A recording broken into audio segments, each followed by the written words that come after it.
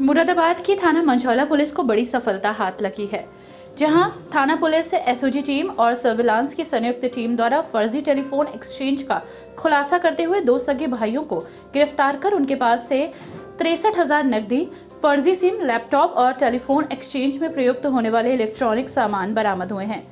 ये फर्जी telephone exchange मंझौला थाना क्षेत्र के आजाद नगर नई बस्ती में चल रहा था, जिसकी सूचनाएं लगातार पुलिस को लग रही थी।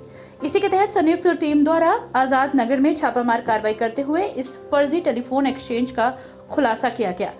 मंझौला थाना पुलिस टीम ने फर्जी टेलीफोन एक्सचेंज चलाते हुए कुदरकी थाना क्षेत्र के गांव डोमघर के रहने वाले मोहम्मद कलीम पुत्र मोहम्मद रईस और उसके भाई मोहम्मद मेहराज को गिरफ्तार किया है। पकड़े गए दोनों भाई मंझौला थाना क्षेत्र के आजाद नगर में फर्जी टेलीफोन एक्सचेंज का संचालन कर रहे थे।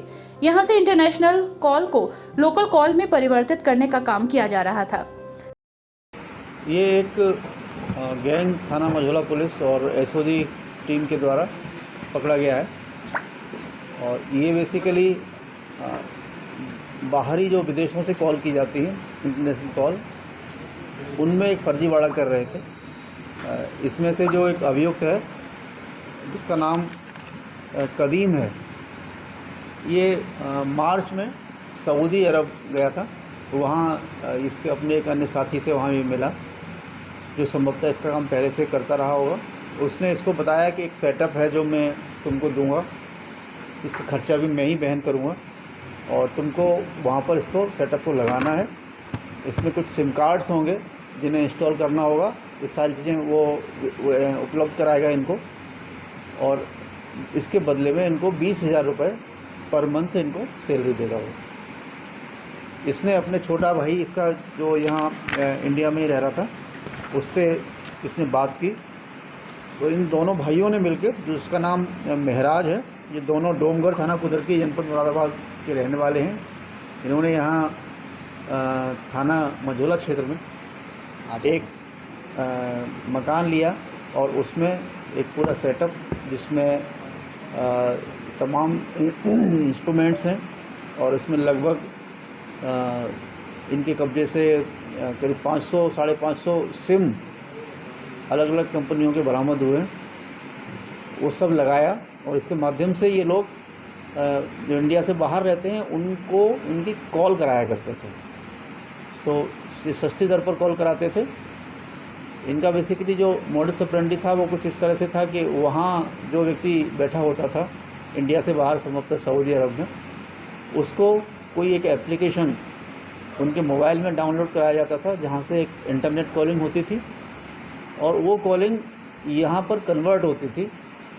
यहाँ से एक नई कॉल जो यहाँ से हमारे जो जीएसएम सिम लगे हुए थे उनके माध्यम से जनरेट होती थी और वो कॉल फिर संबंधित व्यक्ति से के पास पहुँचती थी।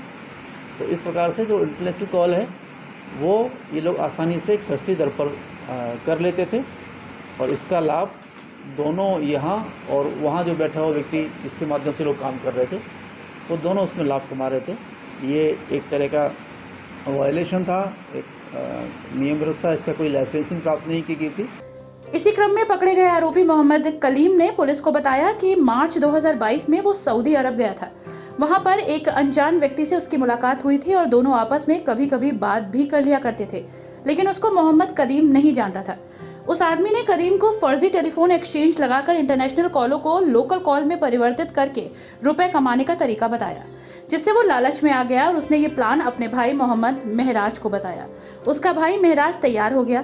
फिर दोनों ने फर्जी टेलीफोन एक्सचेंज लगाने के लिए आवश्यक सामान की पूर्ति करने के लिए कादिर, जो कि मोहम्मद कलीम के साथ सऊदी में ही काम करता था, उसके भांजे जोरा उर्फ सरफराज से संपर्क कर टेलीफोन एक्सचेंज के आवश्यक सामान की व्यवस्था की और सिम कार्ड की व्यवस्था राजस्थान के रहने वाले राहुल जैन के द्वारा की गई थी।